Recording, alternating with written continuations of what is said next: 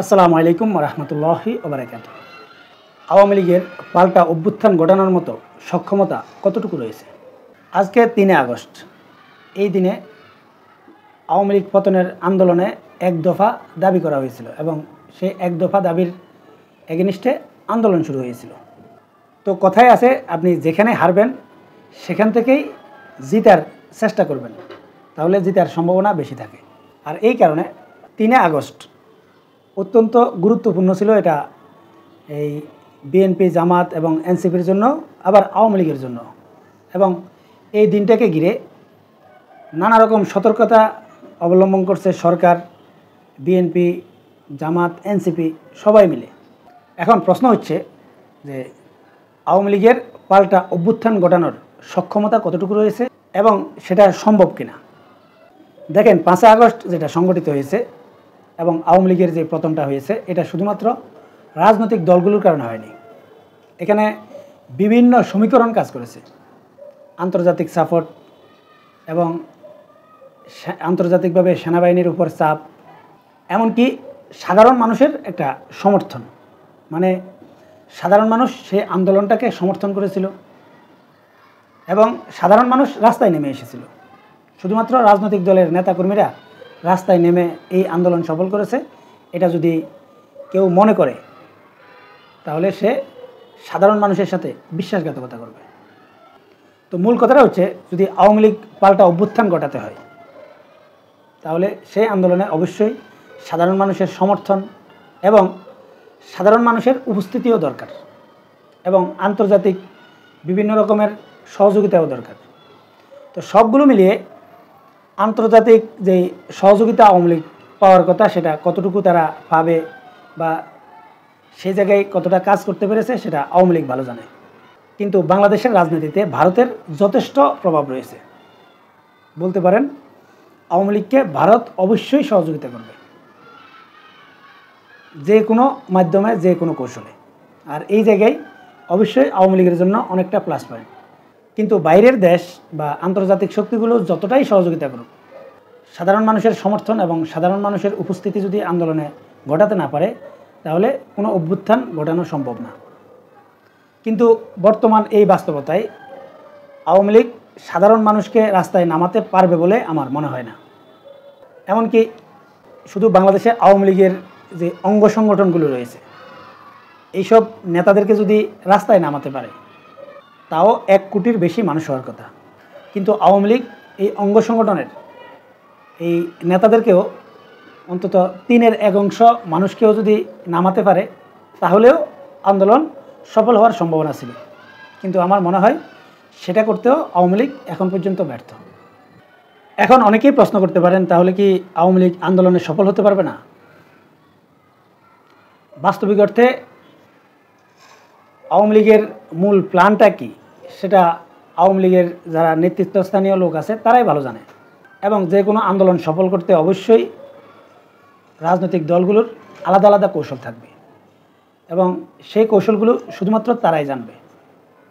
এবং রাজনীতিতে যা কিছু সামনে দেখা যায়, এটা কিন্তু সব কিছু সঠিক থাকে না, পিছনের গল্প কিন্তু ভিন্ন থাকে।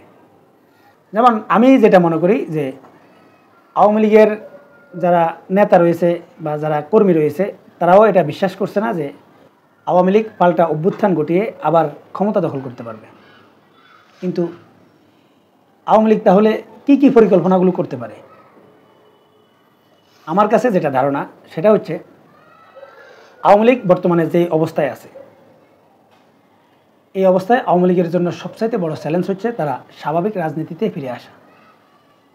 এবং আমার দৃঢ় বিশ্বাস আওয়ামী লীগ স্বাভাবিক রাজনীতি করার পরিকল্পনায় আছে এবং আওয়ামী লীগের যারা সমর্থক এবং নেতাকর্মী, তারা এখন পর্যন্ত এটা বিশ্বাস করে যে যদি জামাত বিএনপিকে আলাদা করে দেওয়া যায় এবং তারা যদি আলাদা মুখোমুখি লড়াই করে, তাহলে সেটাকে ব্যবহার করে আওয়ামী লীগ আগামী নির্বাচনেই ক্ষমতায় চলে আসা সম্ভব। মানে হচ্ছে আওয়ামী লীগের যে ভোট ব্যাংকটা রয়েছে, এটা আসলেই শক্তিশালী ভোট ব্যাংক। আপনি যেভাবে বিশ্লেষণ করেন বা তাদের জনসমর্থন যতটাই কমুক, কিন্তু যেই জনসমর্থন আছে, এটা দিয়ে তারা ভালো কিছু করার সক্ষমতা তারা রাখে বলে আমিও মনে করি। কিন্তু প্রশ্ন হচ্ছে যে আওয়ামী লীগ নির্বাচন করলেও তারা স্বাভাবিক নির্বাচন করতে পারবে কিনা, মানে নির্বাচনটা যদি সুষ্ঠু হয় তারপরেও তাদের নেতাকর্মীরা স্বাচ্ছন্দ্যে এই দলের পক্ষে কাজ করতে পারবে কিনা, বা তাদের যোগ্য প্রার্থী তারা দিতে পারবে কিনা, এই জাতীয় নানা রকম প্রশ্ন থাকে। তাই আমি মনে করি আওয়ামী লীগের জন্য আগামীতে বড় চ্যালেঞ্জ হচ্ছে যে তারা রাজনীতি করতে পারা এবং তাদের নিবন্ধন ফিরে পাওয়া, এমনকি তারা স্বাভাবিক রাজনীতি করতে পারা। তো আমি যেটা মনে করি যে আওয়ামী লীগ অবশ্যই এখন সেই পরিকল্পনায় হাঁটবে না যে তারা এই অভ্যুত্থান ঘটিয়ে ক্ষমতা দখল করবে। আমার মনে হয় যে আওয়ামী লীগের এই প্ল্যানটা থাকতে পারে। আপনারা যদি একটু 1/11 যখন সংগঠিত হয় তখন পরিবেশটা যদি একটু পর্যালোচনা করেন, তখন এটা নিশ্চয়ই বুঝতে পারবেন যে সেই সময় বিএনপি জামাত এবং আওয়ামী লীগের যেই দ্বন্দ্ব তৈরি হয়েছিল, এবং সেই সময় যে লাশের উপর নৃত্য করার যেই দৃশ্যগুলো আপনারা দেখেছেন, যেই দ্বন্দ্বগুলো আপনারা দেখেছেন, এই দ্বন্দ্বের কারণে 1/11 সংগঠিত হয়েছে। এখন 1/11 সংগঠিত হওয়ার জন্য শুধুমাত্র বিএনপি জামাত এবং আওয়ামী লীগ দায়ী সেটা না, একটা তৃতীয় একটা শক্তি কিন্তু অপেক্ষায় থাকে বা সুযোগের অপেক্ষায় থাকে যে এই জাতীয় পরিস্থিতি তৈরি হলে তারা ক্ষমতা দখল করতে পারবে। মানে ক্ষমতার লোভ, মারাত্মক লোভ।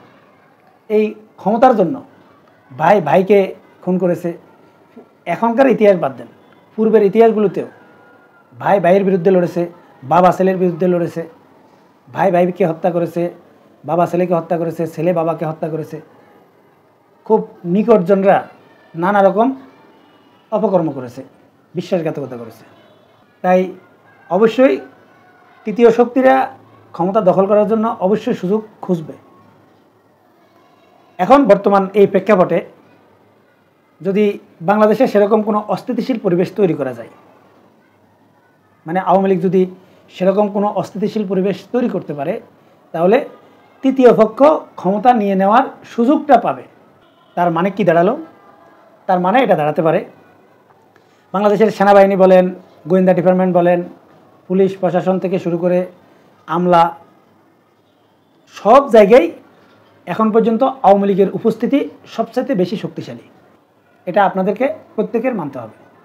যদি বাস্তবিক অর্থে যদি সেরকম একটা অস্থিতিশীল পরিবেশ আওয়ামী লীগ যদি তৈরি করে এবং তৃতীয় পক্ষের হাতে যদি ক্ষমতা চলে যায়, তাহলে বর্তমান পরিস্থিতির চাইতেও আওয়ামী লীগের জন্য ওটাই সবচাইতে বেশি কল্যাণকর হবে, এবং স্বাভাবিক রাজনীতিতে ফেরার বন্দোবস্ত কিন্তু তারা পেয়ে যাবে। এবং যদি তৃতীয় শক্তির হাতে ক্ষমতা চলে যায় এবং সেই ক্ষমতাটা যদি মোটামুটি এই 1/11 সরকারের মতো 1-1.5 বছরও যদি হয়, তাহলে সেটা আওয়ামী লীগের জন্য সবচেয়ে বেস্ট হবে বলে আওয়ামী লীগ মনে করছে।